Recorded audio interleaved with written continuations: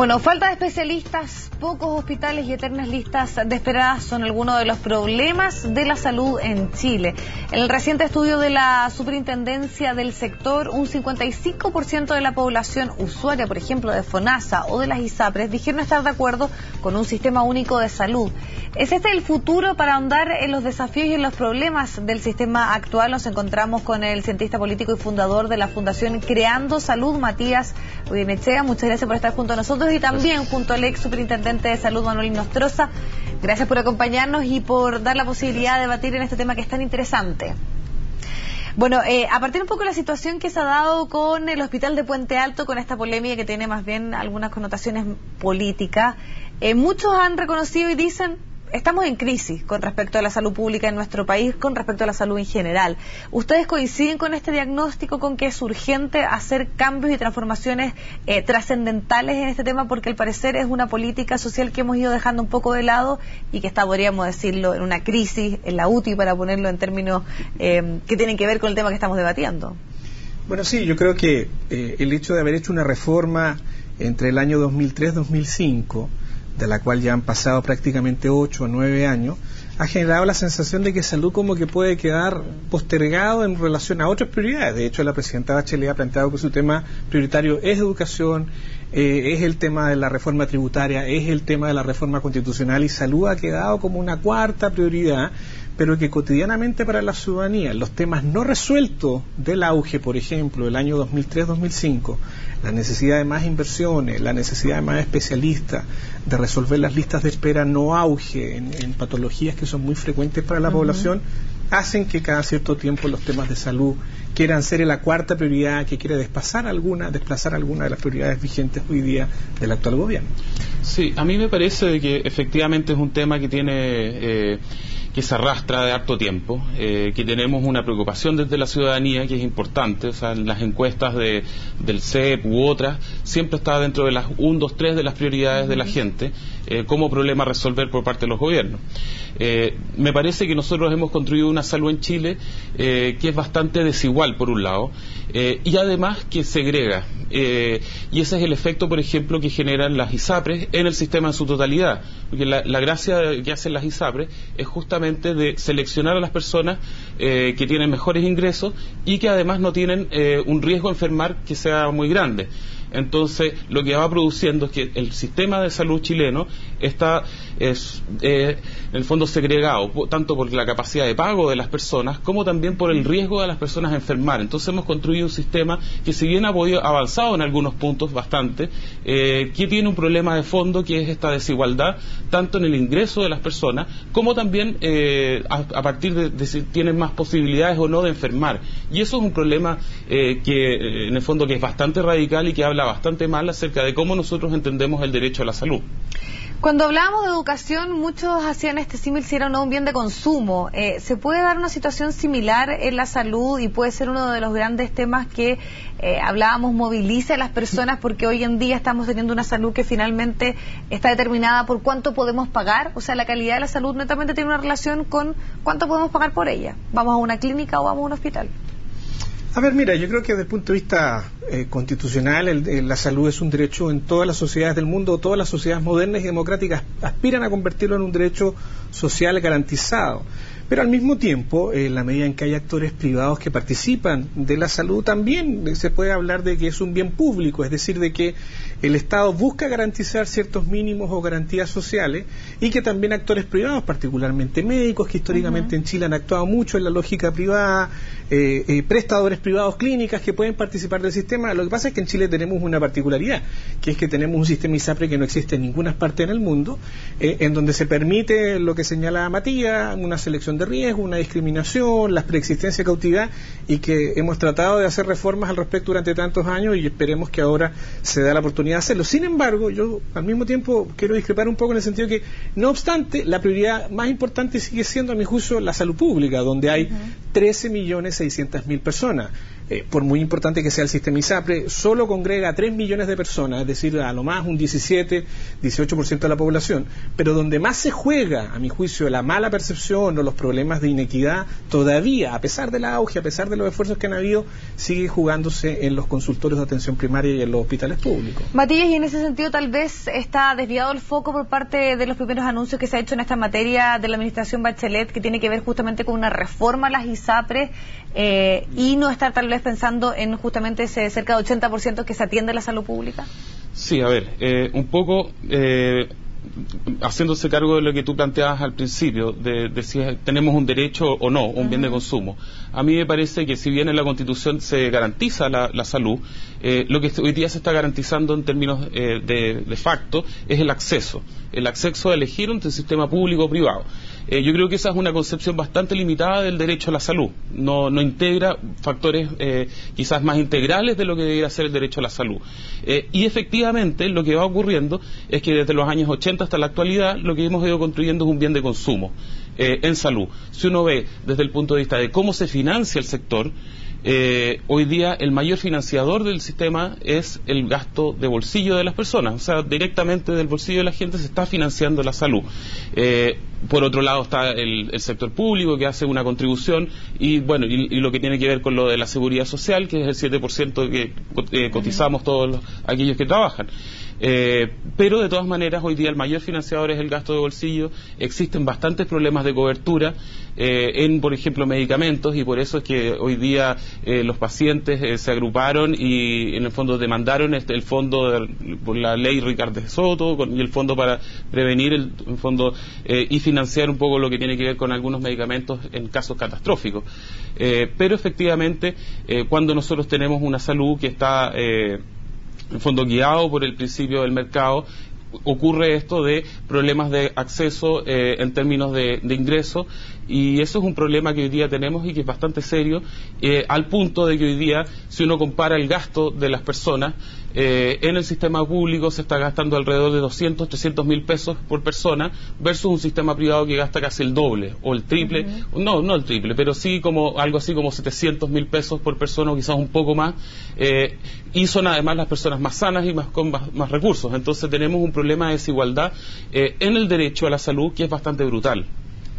Manuel, además aprovechando tu experiencia como ex superintendente de salud, además de varias administraciones particularmente, y también como asesor en varios de los cambios que se ha pretendido establecer en este tema, me gustaría conocer por qué crees tú que también no se ha avanzado en concreto, y por lo menos la sensación en la población es que se sigue teniendo no una buena salud en nuestro país, que finalmente quienes tienen una buena salud, volviendo a lo que conversábamos, son a quienes tienen más recursos, quienes pueden pagar, quienes pueden ir a una clínica.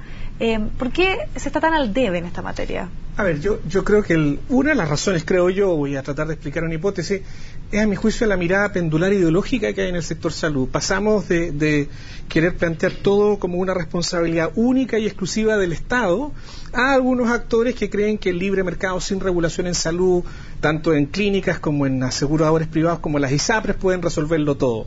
Y lamentablemente en los gobiernos hemos vivido un poco, incluso gobiernos de los que yo he sido parte y me declaro parte de no haber resuelto un poco esta dicotomía.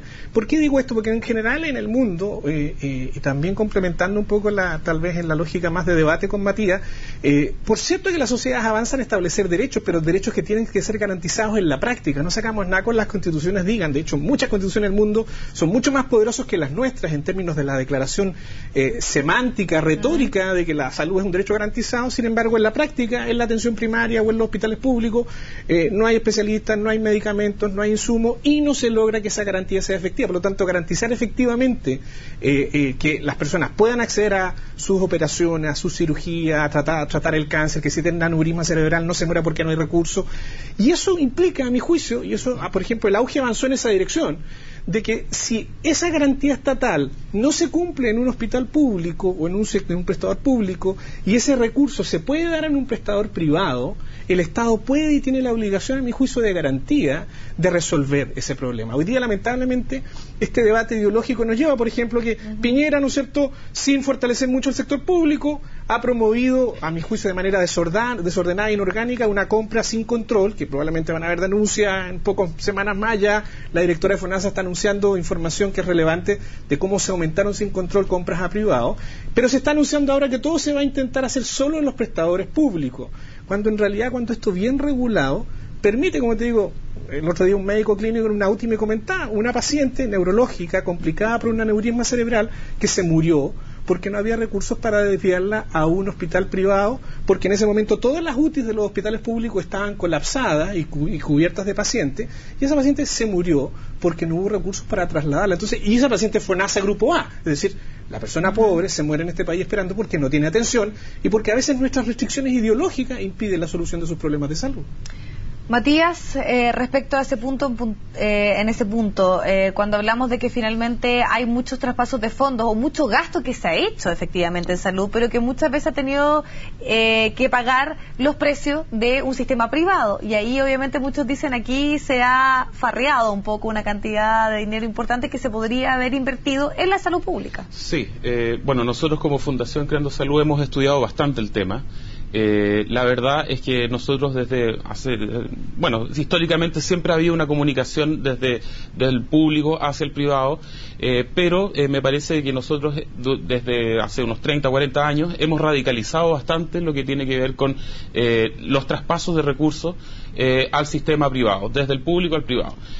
Hoy día nosotros tenemos subsidios a la demanda, tal como ocurre en educación, y también compras que realizan los mismos hospitales o FONASA centralmente para comprar capacidad al sector privado, quien está ausente o que no el sector público no ha sido capaz de, en el fondo, de asumir.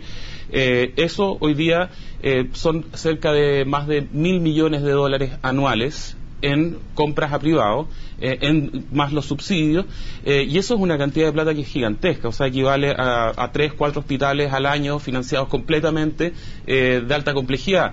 Desde el año 2005, en que entra el auge, a propósito de lo que decía Manuel, hasta el día de hoy, con el presupuesto 2014, se van a haber traspasado más de $8.000 millones del sistema público al sistema privado. Entonces, efectivamente, yo creo que uno puede compartir de que a veces efectivamente hay que resolver urgencias, y si que el paciente no puede ser atendido en el sector público, bueno, se puede hacer una compra. Necesidad inmediata de vida y muerte, o sea, pero hay aquí situaciones que son bastante excesivas, o sea, por ejemplo, FONASA le paga a un hospital público por un día cama básico 20.000 pesos, 30.000 pesos, pero ese mismo FONASA le compra esa misma cama a la Clínica Las Condes por 800.000 pesos.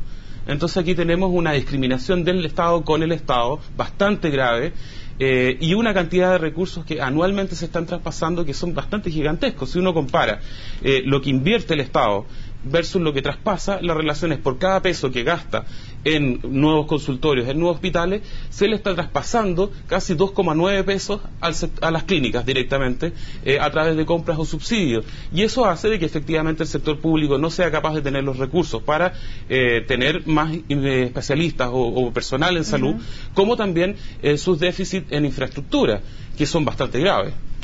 Manuel, en ese sentido, esta medida que buscaba obviamente entregar una solución inmediata a un problema puntual, lo planteábamos y tú bien lo explicabas, una situación de vida o muerte, finalmente no se ha transformado en un círculo vicioso de entregarle más recursos a quienes más tienen, a las clínicas, y no justamente responder y poder darle un énfasis a la salud pública en nuestro país.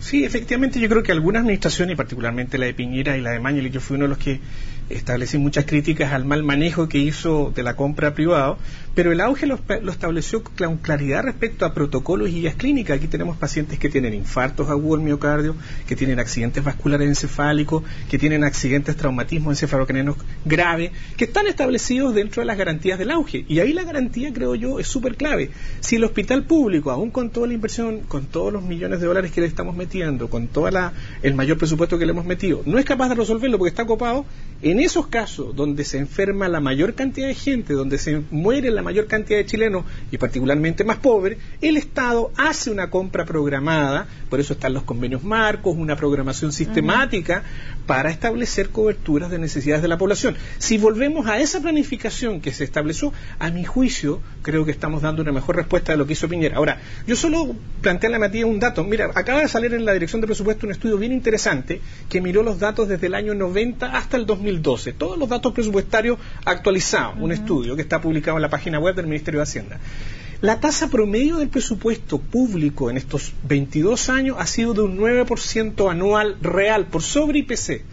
La del sector privado en el mismo periodo de tiempo es del orden del 4,3%, es decir, más que duplica el incremento de aportes públicos lo que ha sido el incremento de gastos en el sector privado.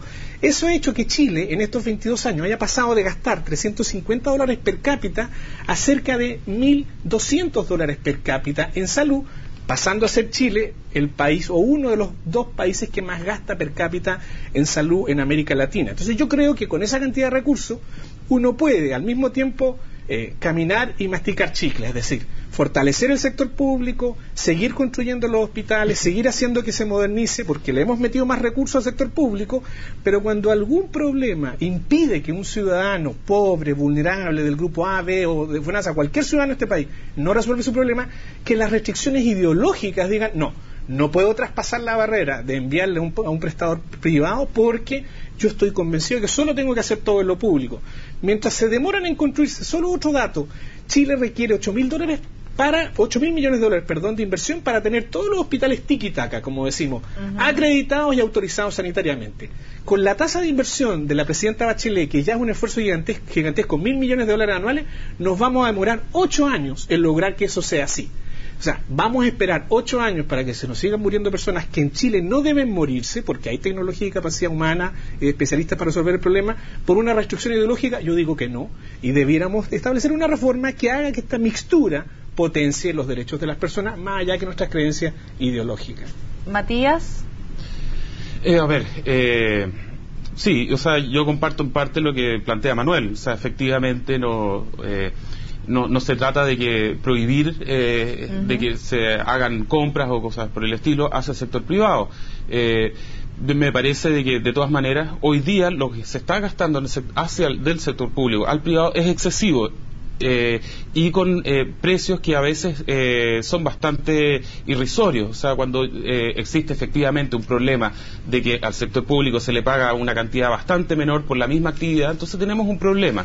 Entonces yo creo que efectivamente en casos hay que, si es necesario, uno debe mandar al paciente del sector privado, pero no hay que perder el foco de que efectivamente es necesario fortalecer el sector público, de que hoy día además el gasto que existe, el gasto público es menor a lo que se debería gastar en términos generales en salud pública.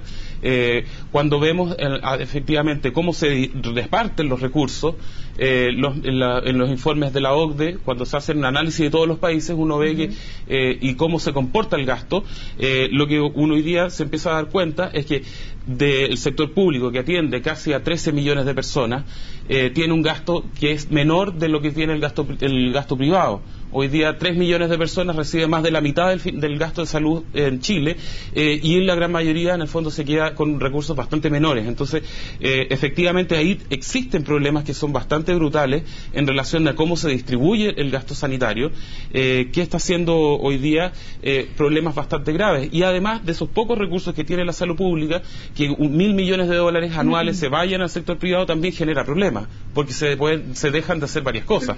Ahora, no hay que perder tampoco el tema, o sea, perder de vista de que efectivamente en ciertos casos hay que hacerlo porque el sector público no tiene la capacidad, pero eso tampoco tiene que ir en desmedro del mismo sector público.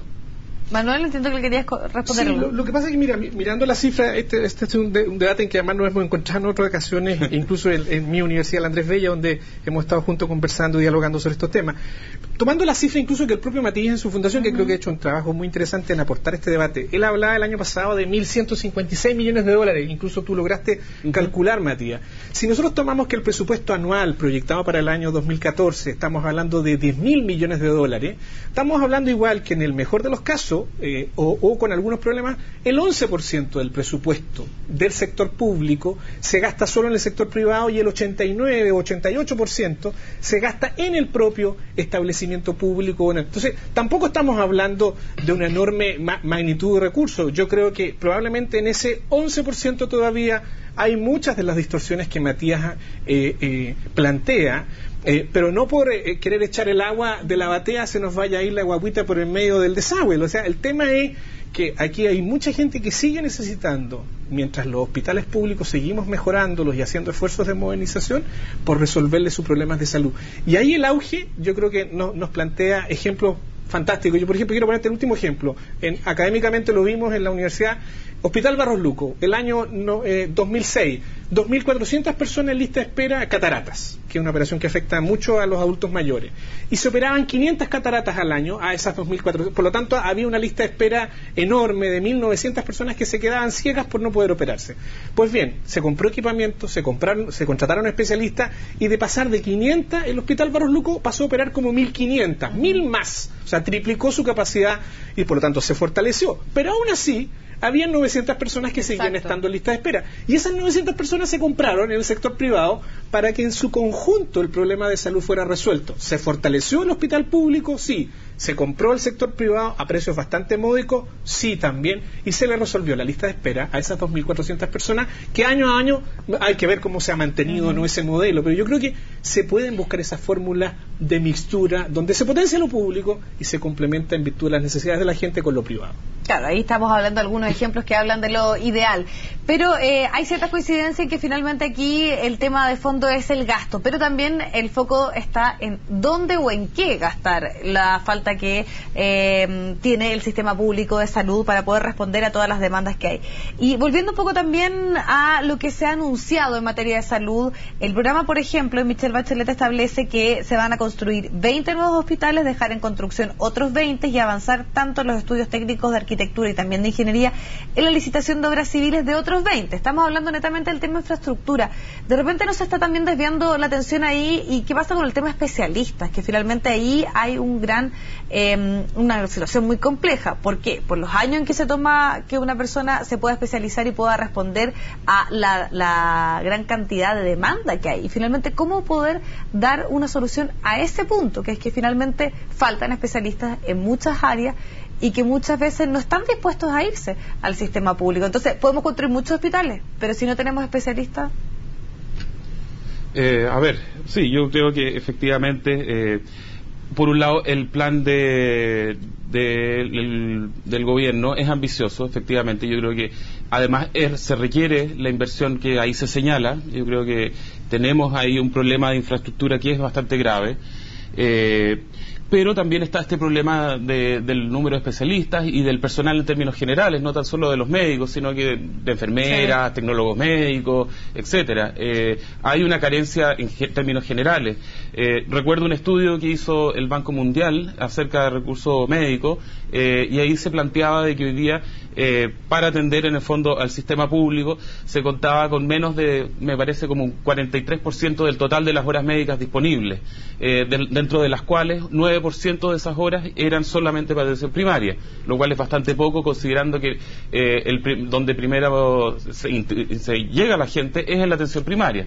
Y ahí tenemos los problemas de colas y cosas así bastante complejas que ocurren ahí, justamente porque no hay una política más activa en el fondo de resolver esta desigualdad en la distribución de los médicos. Hoy día más del 56% de las horas médicas disponibles totales están en el sector privado. Entonces ahí hay un foco que está mal puesto, y eso implica de que junto con una política de inversiones que sea más agresiva, también tiene que haber una política de recursos humanos que sea acorde con esta expansión del sector público, y tiene que haber ahí un equilibrio en el fondo que permita resolver los problemas sanitarios de la población.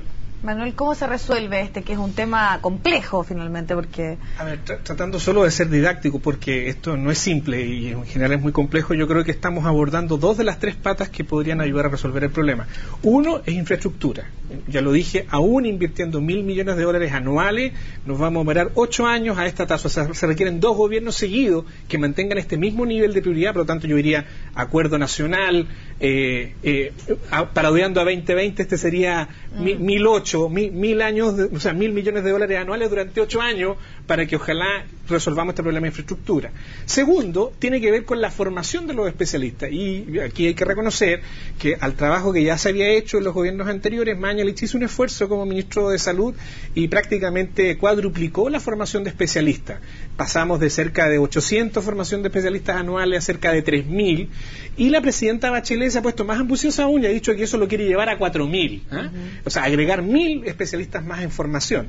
El punto es que falta la tercera etapa, que es que, bueno, porque yo no saco nada con tener bonitos hospitales con buen equipamiento y tener formación de especialistas que están ahí preparándose en distintos hospitales públicos y privados, si después no los voy a poder retener, porque el problema de nuestros especialistas, de los 800 que estábamos formando hoy día o hace un tiempo atrás, era que cumplían el mandato de 3 o 4 o 6 años dependiendo de la especialidad en que se habían formado y luego emigraban al sector privado. ¿Y por qué? Porque la renta promedio hora del sector privado hoy día es 3 veces, cuando la calculamos por hora, en relación al sector público. Entonces, la política pública de gestión de recursos humanos, de contratación de personal, es la que nos falta. Y ahí una apertura, diría yo, a los gremios y al colegio médico, porque resulta que el médico, que es el mismo que todavía, mal que mal, trabaja en la mañana en el público y en el hospital privado en la tarde, no acepta pago por productividad y por eficiencia y por desempeño en el hospital público, solo quiere en general una mejor renta por estar en el hospital público. Sin embargo, acepta que su renta en el sector privado sea aproximadamente miti-miti, 50 por estar